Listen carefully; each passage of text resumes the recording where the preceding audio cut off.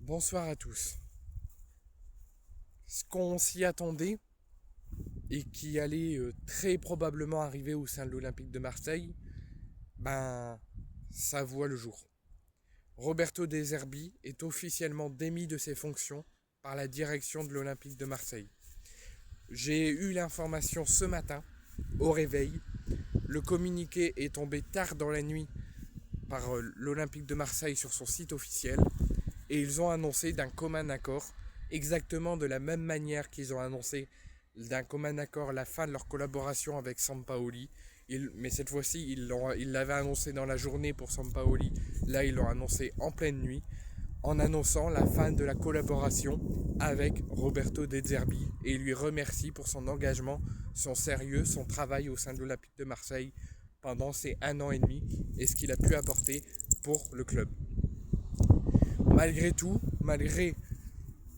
tout ce qui a pu se passer ces dernières semaines, l'humiliation à Bruges, l'élimination en Ligue des Champions, la défaite 5-0 au Parc, les départs au mercato suite à des problèmes avec des Zerbi, le mercato d'été dès son arrivée très mouvementé, ben, il n'a pas fait long feu encore une fois à l'Olympique de Marseille et ça nous enfonce encore plus dans une crise institutionnelle et dans une crise identitaire puisque l'OM est un club, le club le plus instable je pense de notre cher football du moment puisque l'OM, le seul coach de l'ère de l'OM et du projet de l'OM qui a réussi sous l'ère Franck McCourt à rester au moins 2 ans, c'est Marcelo Bielsa, qui est resté 2 ans au sein de l'Olympique de Marseille.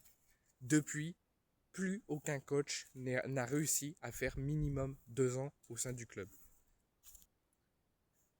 Et ça, bah, ça prouve un problème de fond, ça prouve une gestion catastrophique et ça prouve un problème interne au sein du club. Puisque depuis, comme je vous l'ai dit, depuis que Marcelo Bielsa était le coach de l'Olympique de Marseille, l'OM est devenu instable et n'a pu su garder un coach minimum 2 ans. Ça a été le cas avec André Villas-Boas, parti pour des difficultés relationnelles avec la direction, suite à une recrue que la direction a faite sans solliciter le coach. Un des problèmes de mercato, encore une fois, de type de recrue et de type de joueurs demandés par Sampaoli au sein de la direction, désaccord avec la direction, départ. Tudor parti au bout de même pas 6 mois, même pas 1 an.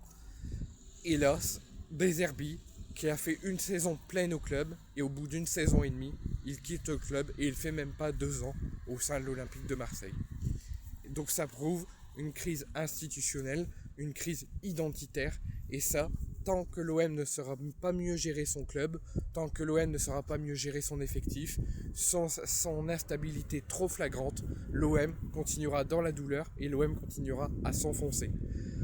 Il existait, selon les dernières rumeurs, une fracture des débuts de tension avec les supporters.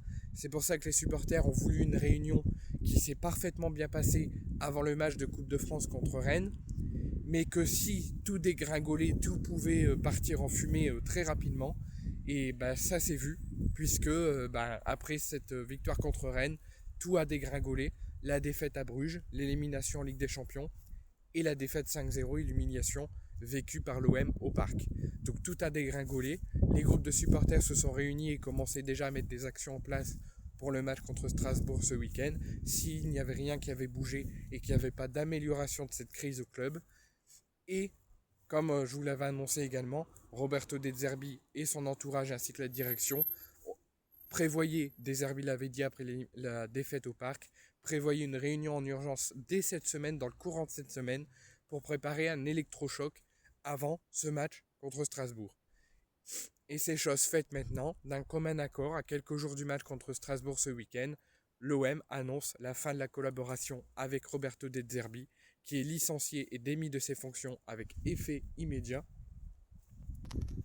Et l'OM va devoir encore une fois, pour je ne sais pas combienième fois de changement d'entraîneur, va devoir encore une fois se trouver un coach pour au moins 6 mois jusqu'à la fin de la saison et voire plus selon les choses faites, les travaux faits, les résultats, les objectifs atteints ou non.